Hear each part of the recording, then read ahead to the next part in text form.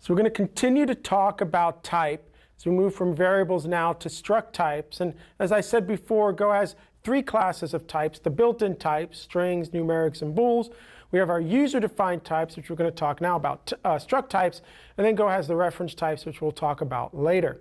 Now, the whole idea of the struct type is for you, your ability to define the data that you need. Remember, around data-oriented design, the problem is the data. So if you don't understand the data, you don't understand the problem. And a lot of times you have to model that data yourself. That's what these struct types are for. And one really cool quote that I've found over time from Martin Thompson is this idea that implicit conversion of types is the Halloween special of coding. And whoever thought of them deserves their own special house. So we're going to talk a little bit about what Martin is talking as well about implicit conversion here. Let's get into some code so we can start looking at how we can define our own user-defined types and what that means. And I want you to remember that type provides two pieces of information to the compiler, right? It's the size or the amount of memory we need to allocate and what that memory represents. And what's interesting about a struct type, like you see on line 10 here, type example keyword struct, is that it's a composite type. It's based on other existing types. And in this case, this struct is based on a bool, an int16, a precision-based integer, right? Our 16-bit or 2-byte integer, and our 4-byte float. And this is a composite type. And remember, it's all about size and representation. So if we were to look at what this type kind of lays out as in memory, we could say again, OK, we've got a struct. So if I'm going to construct a value of type example, and you see that right there on line 20. On line 20, you see that we're constructing a value of type example set to its 0 value. And what does that mean? Well, it means that we're going to allocate this contiguous block of memory. There's going to be a byte for the bool, right? We could say there's going to be 2 bytes for that int16, and then we're going to have those 4 bytes for the float 32. And we could read the struct and see this contiguous blocks of bytes, right, making up this value. But there's a problem here, because if I now asked you, well, how many bytes does it take to construct a value of type example, and you added these up, you would get the number 7. You'd say, well, Bill, it's 7 bytes. And we could do that. We could add all these up, but we would be wrong. And we'll be wrong because we do have things in the machine that the compiler has to take care of that are called alignments. And it's the alignments that are going to be very important to lots of mechanical sympathies inside the machine. Now, normally I wouldn't even talk about these things, but part of our journey here is to understand the cost. And to be able to understand cost, we're going to find out that knowing what you're allocating in terms of memory becomes really important. So I don't want us thinking this is a 7-byte value when it's really not. Now the question is, what is this then if it's not a 7-byte value? Well, it ends up really being an 8-byte value. And that's because alignments are going to push an extra byte inside of the struct. In fact, that extra byte is going to be right here. And we're going to call that the padding byte. All right? So there's going to be a padding byte between the bool and that counter in 16. Now, why is this going to be happening? OK. So from a hardware perspective, what we need is to make sure that memory is always aligning on proper boundaries. We're trying to create some mechanical sympathies with the hardware. Right? We want to minimize the amount of actual operations we have to perform to bring data in and out of the hardware. So to give you an example of this, let's imagine right now that we have our 64-bit, machine here, right? So that would mean that the hardware can bring in 64 or 8 bytes of data in and out on those chunks, right? That's right now our boundary line, the 8 bytes. So we can imagine right now that we're going to have this 8-byte boundary here, and then we're going to have another 8-byte boundary here. And what we're going to know is that every time that we want to bring this data into the hardware, it's going to take an operation. And every time we want to bring this data into the hardware, it's going to take a single operation. And what we're really trying to avoid with alignments is the following situation. Imagine I had that 2-byte word, right? That 2-byte integer right now, byte 1 and byte 2. And imagine I allowed those bytes to fall across these two word boundaries, these two machine word boundaries. What would that mean? It would mean that the hardware, now if it wants to read in this 2-byte value, would have to perform one op to bring this in, and it would have to perform a separate op to bring that in. It's going to take 2 operations to bring in a value that fits evenly inside of a word boundary. So we want to avoid that, right? We want to be mechanically sympathetic. We want that to only be one operation. So what alignments are going to do is they're going to say the following. They're going to say if you have a 1-byte value, well, that's no big deal. A 1-byte value fits evenly at any time inside one of these machine word boundaries, no problem. But what if you got a 2-byte value? We want to avoid this. We want to avoid that 2-byte boundary going across these 2 word boundaries because those are 2 operations. So what we're going to say is all 2-byte values need to fall on a 2-byte alignment. In other words, that 2-byte value can start at address 0, or it could start at address 2, or it could start at address 4, or 6, or 8. You get it, right? 2-byte alignments. And that means we can guarantee that those 2 bytes always fall within that machine word evenly, and it's going to be one operation, right? One operation to bring this in, as opposed to 2. So we follow that idea that a 2-byte value requires a 2-byte alignment, then a 4-byte value requires a 4-byte alignment to get the same thing. So that would mean that it would have to fall on address 0, address 4, address 8, and we can keep going. And then an 8-byte value would fall on an 8-byte alignment, right? 08, 08, 08. And what's nice is the compiler takes care of all of this for us. And we normally don't even experience alignments until you get into a situation like this struct. And if we look at the struct now, remember what's happening here with alignments. If we say that this struct starts on address 0, and that bool sits on address 0, well, it's 1 byte. Now, the next value we have is an int 16. Remember, that has to fall on a 2-byte alignment. So bare minimally, this has to start on address 2.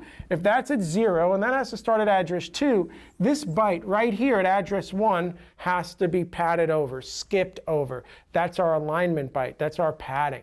And now we get lucky enough, and that falls on a 4. So part of me sharing this is not so you can start freaking out and rearranging things. It's just so we could look at a struct like we see right over here on line 10 and know that's an 8-byte value, not a 7-byte value because of the alignment. Now, alignments can get interesting at some point because imagine I've set up the struct to look like this. Imagine that what I do is say, well, that's not an int 16, that's an int 32. What does that mean? If that's an int 32, then that means that we're going to have essentially three bytes, right? Essentially, we're going to have 3 bytes of padding right in here. We're going to have 3 bytes of padding now because since that's an int 32, that has to fall on a 4-byte alignment. There it is. We have 3 bytes of padding now. Now the struct is what? It's 4, and 4 is 8, and another one is 12, right? And we're starting to see that. What if this was a 64, right? What if that's an int 64? That's 8 bytes. Now that has to fall on alignment 8, right? Address 8. We now have what? We now have 7 bytes of padding in here. There it is, 7 bytes to do the same thing. Now you got 8 and 8, which is 16, and another 4 is 20. And then there's another rule as well that says, okay, the entire struct also has to fall on an alignment for the largest field that's there. So if we think about it right now, the largest field is 8 bytes. This is currently adding up to 20. 8 is not divisible by 20. So now what happens is we've got to add more padding bytes at the end, right? And now we're going to have to add another 4 padding bytes at the end here in order to be able to have the entire struct align on that 8-byte boundary. Okay, so here's the reality. I don't care about any of this stuff. We are to be optimizing for correctness, which means that we order the fields in our struct in a logical way that makes sense in terms of readability, okay? Not in terms of padding. But if we ever found ourselves in a situation where we were like, hey, we've got to reduce the amount of memory we're allocating right now either because we're working on a very tiny machine with a very, very small amount of memory. Let's say that's one example. Now, this understanding that padding is potentially hurting us, we'd want to do some form of micro-optimization. I want to stress again, we do not do what I'm about to show you unless there is a true problem or constraint that our profiling tooling or something is showing us. So let's say I wanted to get rid of all of that padding that you're seeing here, right? How are we going to do that? Well, the best way to get rid of the padding is to always order your fields from largest to smallest. And what that's going to do is allow everything to basically align properly out until the end.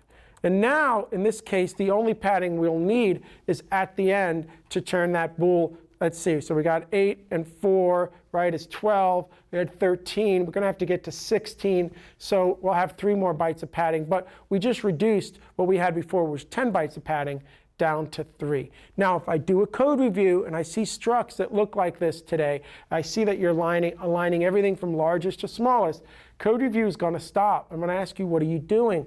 Why are you doing this? And you're going to say, well, Bill, I'm optimizing for performance here. I'm trying to reduce, the padding bytes. I'm going to say, let's not do that while we're coding. Let's not do that until it actually is a problem. And until it's a problem, it's not. So I really don't want to see this happening until there's something in terms of tooling, something that's telling us that. OK, so that's how now we can handle looking at structs and starting to understand the cost of a struct. Remember, understanding the cost of a struct is knowing how much memory is going to be allocated. So now if we go back to line 20, we know the following. We know that on line 20, we are constructing a value named E1 of type example. And we know that's going to be an 8-byte allocation. That's what's going to have to happen there because of the way the struct is going to align. And again, we're using var for 0 value. But what if I don't want 0 value, right? We've got to be able to be able to initialize this ourselves. Well, if we go look on line 27 through 31, what you're going to see is what we call a struct literal or compact construction.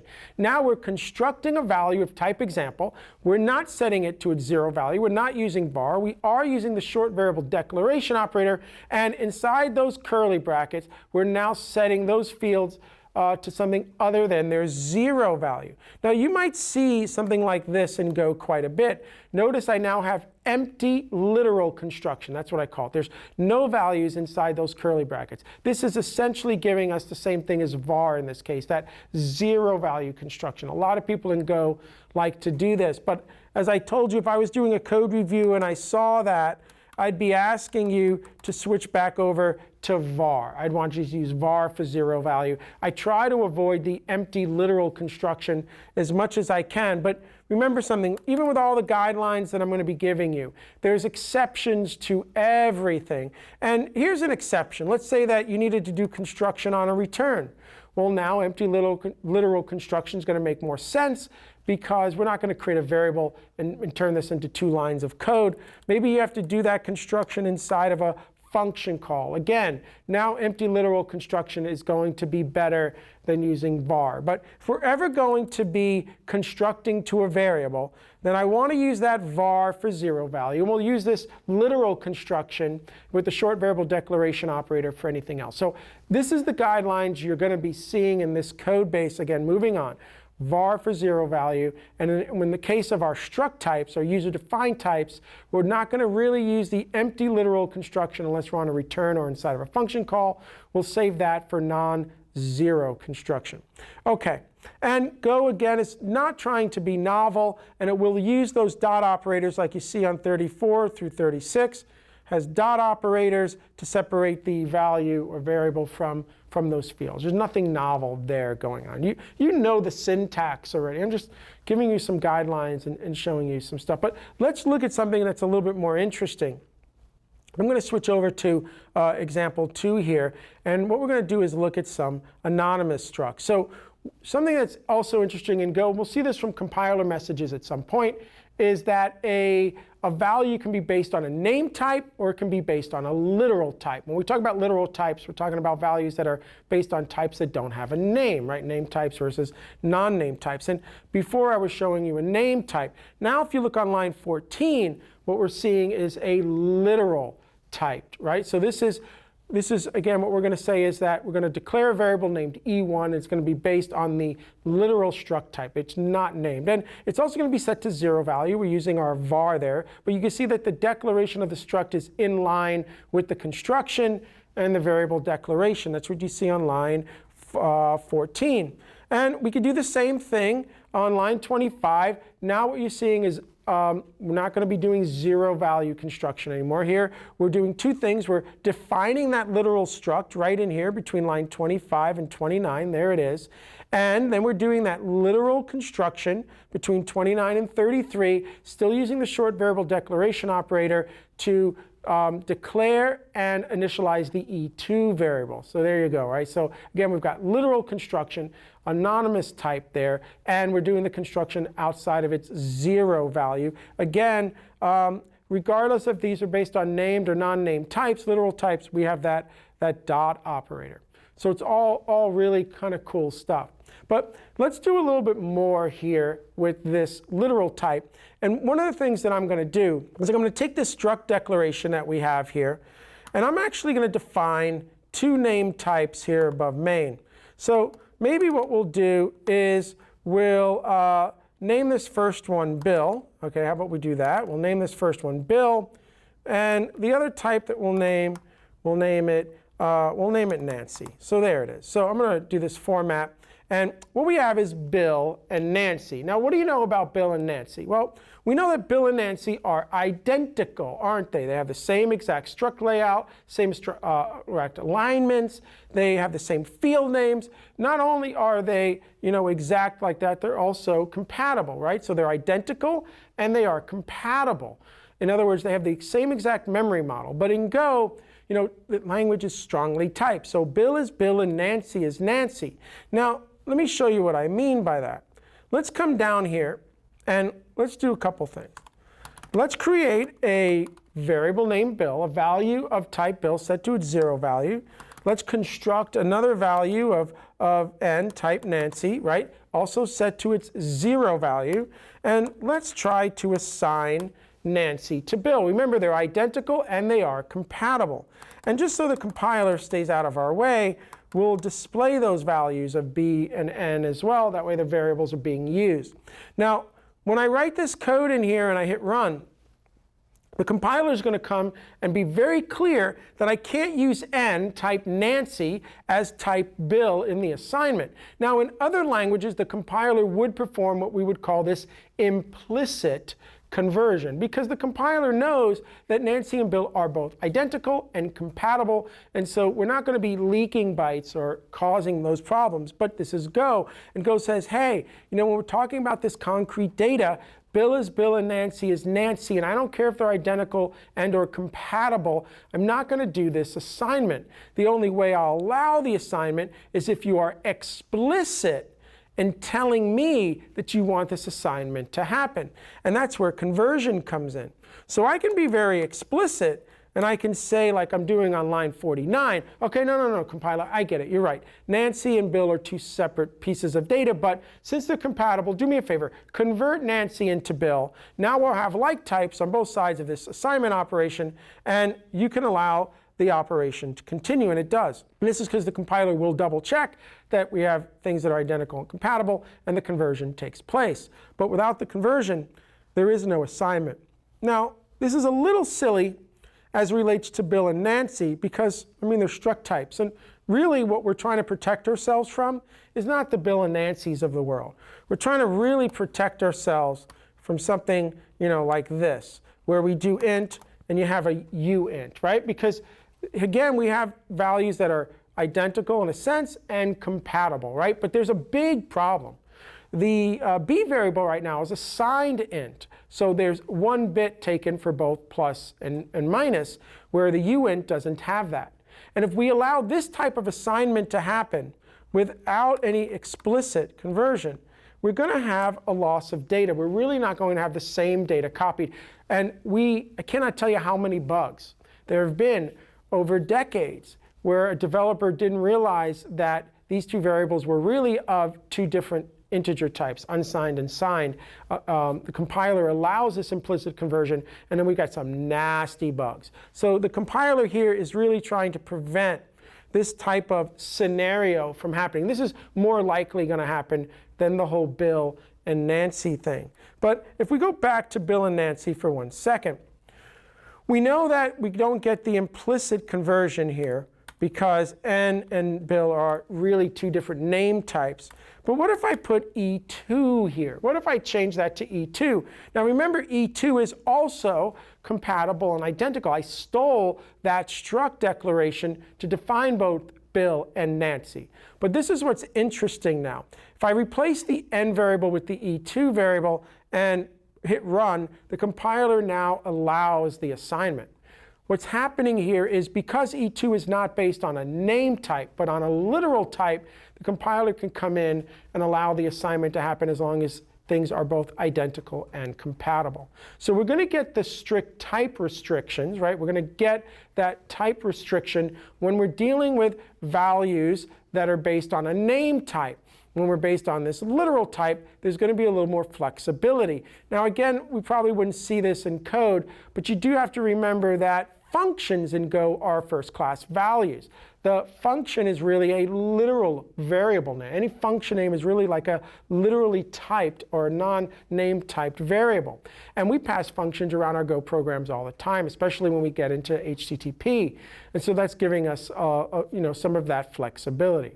So we want to remember here that as we move forward, our struct types are allowing us to define the data we need, right? User-defined data. We're going to need to do that a lot because the problem we're solving is the data itself. We've got to be able to define that. We can define these new types based on a name or literal. And remember, a type itself is really, if we go back to our struct type, even this zero-valued one, it is helping the compiler with the type information, the amount of memory we're going to allocate, and the representation of that memory, even though it's a composite type and the representation can change internally. We talked about those alignments and those paddings, but again, we want you to order fields based on optimizing for correctness. Order those fields in a logical way. If you do have memory constraints, then we might want to reduce that padding. We order those from largest to smallest. But for the most part, I don't want to see that. And remember that Go is going to be a very strict type system. So when we're dealing with values that are based on a name type, we've got to have like types on each side. When that value is maybe based on a literal type, there'll be a little bit more flexibility. And we're going to be using these struct types pretty much moving forward because that's how we're going to be defining a lot of the data moving forward in this class.